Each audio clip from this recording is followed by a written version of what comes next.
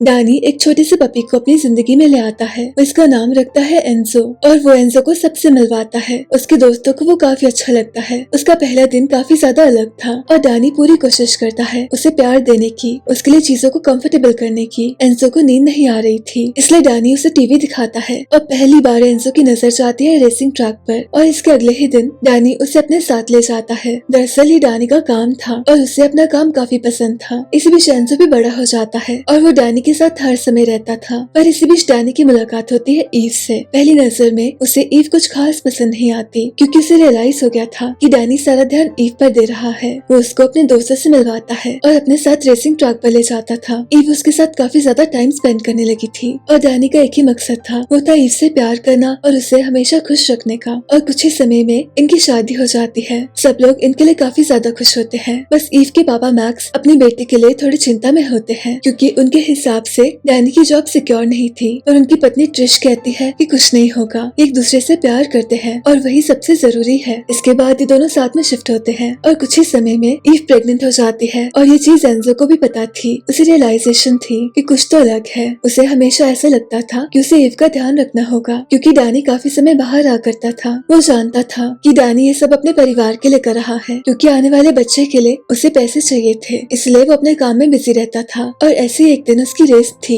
पर इसी बीच ewe labour में चली जाती है। उसे काफी तकलीफ हो रही थी, ये बेबी समय से पहले आ रहा था। फाइनली ईव को एक छोटी सी बेटी होती है और कुछ ही देर में डानी उनसे मिलने आता है। उस बेटी का नाम जोई रखते हैं। एंजो को लगता है उसका परिवार कंप्लीट हो गया है। इसी बीच ईव के मॉम डैड काफी सारा समय इनके साथ रहने लगते हैं। ईव के पापा डानी से कहते हैं कि तुम्हें कोई स्टेबल सी जॉब लेनी चाहिए, पर डानी कहता है मैं जानता हूँ आप ऐसा क्यों कह रहे हैं, आप चिंता मत कीजिए, मैं हमेशा ईव और जोई का ध्यान रखूंगा, मैं हर वो चीज करूंगा जो इनके लिए जरूरी हो। इसी के साथ समय गुजरता है और जोई बड़ी होने लगती है। वो एंजो को अपना भाई कहती थी। इसी बीच डानी भी काफी बिजी रहा करता था। उसे रियलाइज होता है कि उसे फैमिली को समय देना चाहिए। ईव उसे कहती है तुम ऐसा कुछ नहीं करोगे, तुम्हें रेसिंग से प्यार है और मैं चाहती हूँ तुम उसे कभी मत छोड़ो। इसी बीच एक दिन डानी घर पर नहीं होता और तभी एंजो को कुछ रियलाइज होता है। उसे पता चलता है कि ईव बीमार हो रही है, उसमें कुछ तो अजीब हो रहा है पर वो कुछ भी कह नहीं पाता। वो इन दोनों को बताना चाहता था कि आने वाला समय मुश्किल होने वाला है। इसी बीच एक दिन उसे किचन से आवाज आती है। ईव जल्दी से जोई से कहती है कि उन्हें यहाँ से जाना होगा और इसी बीच वो भूल जाती है कि एंजो घर पर अकेला रह गया है।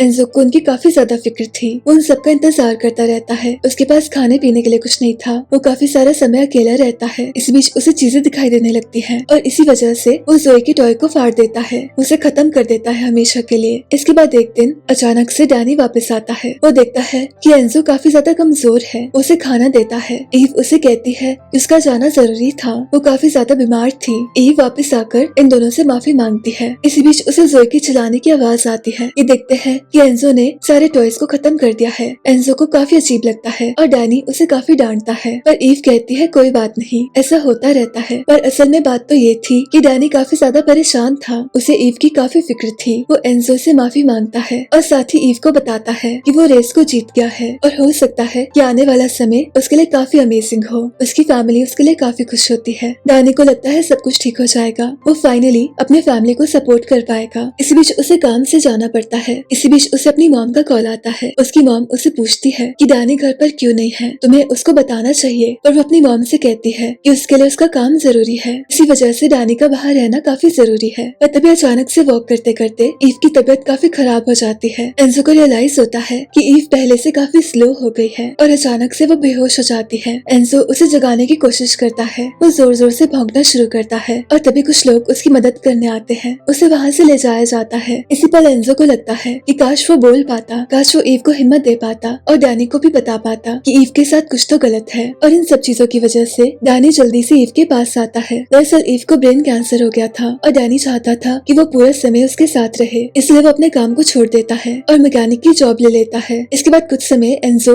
डानी के दोस्त के पास रहता है। उसे डानी और ईव की काफी फिक्र थी और वो कुछ भी नहीं कर सकता था। इसके बाद डानी उसे वापस लेने आता है। इनकी जिंदगी काफी अलग हो गई थी। डानी जोई का ध्यान रख रहा था, वो उसके लिए सब कुछ नॉर्मल करना चाहता था, पर जोई को अपनी मॉम की याद आती थी। डानी को काफी सारी चीजें नहीं आती थी, पर फिर भी वो जोई का ध्यान रखता था और एंजो ध्यान रखता था डानी का। और देखते ही देखते काफी सारे समय गुजरता है, काफी सारे महीने हो जाते हैं और ईव का सारा समय हॉस्पिटल में गुजर रहा था। अब जोई भी इस बात को अच्छे से समझ चुकी थी कि उसकी मॉम को आराम की जरूरत है। डानी भी काफी ज्यादा परेशान रहता था, इसलिए एंजो एंजो उसे वॉक के लिए ले जाया करता था ताकि वो फ्रेश रहे, और एंजो के बहाने से वो काफी ज्यादा एक्टिव रह पाता था। इसके बाद एक दिन ईव को हॉस्पिटल से वापस लाया जाता है। ईव के मॉम डैड चाहते थे कि उनकी बेटी उनके पास रहे, और डैनी इस चीज को एक्सेप्ट कर लेता है, और साथ ही जोई, डैनी और एंजो इनके साथ शिफ्ट हो जाते हैं। ईव को अपनी फैमिली से काफी प्यार था, वो बस इतना चाहती थी कि वो जल्दी से ठीक हो जाए और वापस अपनी नॉर्मल जिंदगी में आ जाए। डैनी उसे कहता है सब कुछ ठीक हो जाएगा, पर एंजो जानता था कि ईव की तबीयत ठीक नहीं हो रही, उल्टा वो और ज्यादा खराब हो रही है, इसलिए वो काफी सारा समय उसके साथ रहता था। ईव के पापा को एंजो पसंद नहीं था, उनको ऐसा लगता था कि एंजो बस लेजी है, पर ईव अच्छे से जानती थी कि ऐसा कुछ नहीं है। वो सब कुछ कर रहा था जो वो कर सकता था, वो तो बस उसका साथ देना चाहता था। इसी बीच कुछ और समय गुजरता है और एंजो को रियलाइज हो गया था कि कुछ भी ठीक नहीं होने वाला। डैनी ईव के पास आता है। ईव उसे कहती है कि वो घर वापस जाना चाहती है। डैनी उसे कहता है कि जल्दी ही वो वापस जाएंगे, वो बस ठीक हो जाए। पर इसी बीच कुछ ऐसा होता है जिसकी डैनी को बिल्कुल उम्मीद नहीं थी। ईव हमेशा के लिए उसे छोड़कर चली जाती है। ये समय सबके लिए काफी मुश्किल था। एंजो जोई को चेयर करने की कोशिश करता है, पर जोई कहती है कि अब मैं छोटी बच्ची नहीं हूँ। वो काफी सदमे में होती है। सब लोग बस काफी ज्यादा परेशान थे। एंजो को समझ नहीं आ रहा था कि उसे क्या करना चाहिए। इसी बीच ईव के डैड डैनी के पास आते हैं। वो कहते हैं कि जोई हमेशा के लिए उनके पास रहे, और कभी कभी डैनी उसे मिलने आ सकता है। ये सुनकर डैनी को काफी गुस्सा आता है। वो कहता है आपको शर्म आनी चाहिए, आपकी बेटी को गए हुए एक दिन भी नहीं हुआ, आप कैसी बातें कर रहे हैं। तभी वहाँ ट्रिश आती है। ट्रिश डैनी को समझाती है कि ये सब डैनी की मर्जी है, उसे जैसा करना है वो वैसे ही करेगा। पर कहीं न कहीं वो चाहती थी कि जोई उनके पास आ जाए, क्योंकि डैनी स्टेबल नहीं था और इन लोगों के पास काफी सारे पैसे भी थे। पर डैनी ऐसा करने से मना कर देता है। इसलिए मैक्स कहता है कि वो कोर्ट जाएगा और डैनी के खिलाफ केस करेगा ताकि जोई की फुल कस्टडी उसे मिल सके। ट्रिश कहती है हम ऐसा नहीं करना चाहते,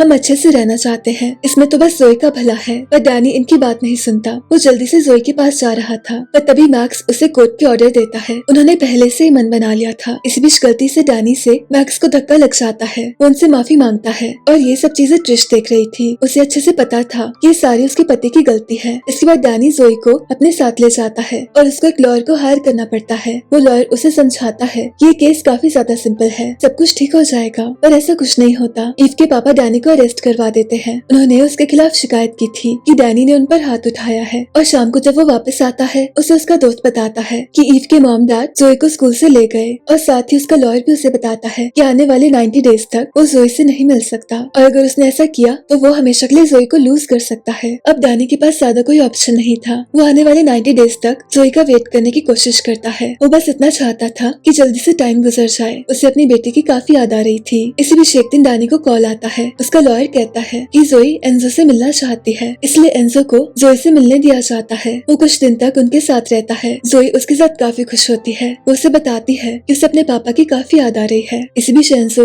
इन दोनों की बातें सुन लेता है। ट्रिश मैक्स से कह रही थी कि हमें ये सब बंद करना होगा, वो उसका डैड है। पर मैक्स उसे समझाता है कि हम ऐसा नहीं कर सकते, तुम्हें कोर्ट में कहना होगा कि डैनी ने मुझे धक्का दिया था, जिस वजह से उसे काफी चोट आई थी। वो ये साबित करना चाहता था कि डैनी एक अच्छा पिता नहीं है। इसके बाद एंजो जब डैनी के पास वापस जाता है, उससे एक शख्स मिलने आते हैं। वो उसे कहते हैं कि वो उसके साथ काम करना चाहते हैं, और वो चाहते थे कि डैनी उनके लिए ड्राइव करे और रेसिंग करे, पर डैनी उन्हें मना करता है। वो उन्हें सब बताता है कि वो ये सब नहीं कर सकता, उसे बस अपनी बेटी को वापस लाना है। और डैनी से कहा जाता है कि ये ऑफर हमेशा उसके लिए ओपन रहेगा, वो कभी भी इनके पास आ सकता है। इसके बाद फाइनली 90 डेज कंप्लीट हो जाते हैं और जोई अपने पापा से मिल पाती है। ये पूरा दिन साथ में रहते हैं, और जोई अपने पापा से कहती है कि मुझे आपके पास वापस आना है, मुझे आपके साथ रहना है। डैनी कहता है कि ऐसा जरूर होगा, मैं तुम्हें वापस जरूर लेके आऊंगा। और देखते ही देखते ये पूरा दिन खत्म हो जाता है और जोई को वापस जाना पड़ता है। डैनी का लॉयर उसे समझाता है कि अगर वो जोई से मिलना चाहता है, उसे अच्छे से रहना होगा। ईव के मॉम डैड जैसा चाहते हैं, अच्छा रहेगा कि वो वैसा ही करे। अब डैनी के लिए ये सब इजी नहीं था। इसी बीच एक दिन वो रनिंग कर रहा था और एंजो उसके साथ में था, पर तभी अचानक से एंजो का एक्सीडेंट हो जाता है। उसे काफी चोट आती है, पर लकीली उसके डॉक्टर्स अच्छे होते हैं, उसे बचा लिया जाता है। और डैनी के पास बिल देने के पैसे तक नहीं होते। वो डॉक्टर कहती है कोई बात नहीं, ये बाद में भी हो सकता है, अभी आप एंजो का ध्यान रखो। इसके बाद कुछ दिन एंजो को दवाइयाँ दी जाती है। वो काफी समय सोया रहता था, उसे काफी सपने आते थे, और एक दिन जब उसे होश आता है, वो देखता है कि डैनी कुछ पेपर साइन कर रहा है। वो जोई की फुल कस्टडी ईव के मॉम डैड को दे रहा था, और ये देखकर एंजो को काफी गुस्सा आता है। वो जल्दी से पेपर्स को ले जाता है और उनको खराब कर देता है, और ये देखकर डैनी को रियलाइज होता है कि एंजो जोई को वापस लाना चाहता है। उसे भी लगता है कि उसे हार नहीं माननी होगी, उसे अपनी बेटी के लिए लड़ना होगा। वो अपने लॉयर से कहता है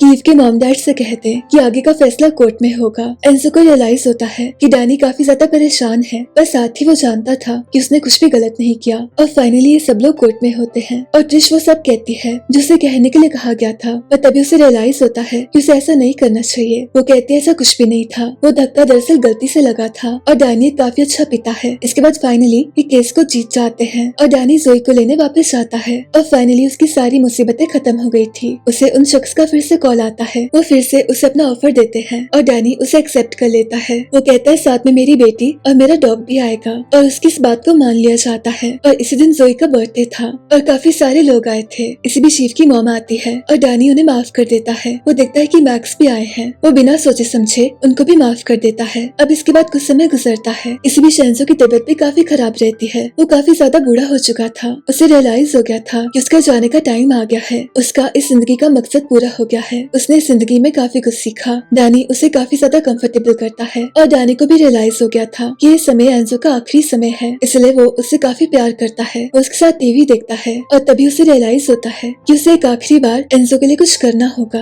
वो एंजो को अपने साथ ट्रैक पर ले जाता है और एक आखिरी बार वो ड्राइव करता है सिर्फ एंजो के लिए। वो उसे बताता है तुम मेरे सबसे अच्छे दोस्त थे और मेरी जिंदगी तुम्हारे साथ काफी अच्छी गई। वो उसे शुक्रिया कहता है। इसके बाद एंजो को गए हुए 8 साल हो जाते हैं और डैनी की जिंदगी काफी स्टेबल थी। वो काफी ज्यादा फेमस था और जोई भी काफी बड़ी हो गई थी। इसी बीच एक दिन जोई एक छोटे बच्चे को अपने पापा के पास लेके आती है। उस छोटे बच्चे के पापा डैनी को बताते हैं कि उसका नाम एंजो है और ये आपका सबसे बड़ा फैन है। ये जब से पैदा हुआ है इसे सिर्फ रेसिंग का शौक है। और इसे देखकर डैनी को याद आती है अपने एंजो की। इसी के साथ इस कहानी का अंत होता है। मेरी आपसे फिर से मुलाकात होगी एक और नई कहानी के साथ।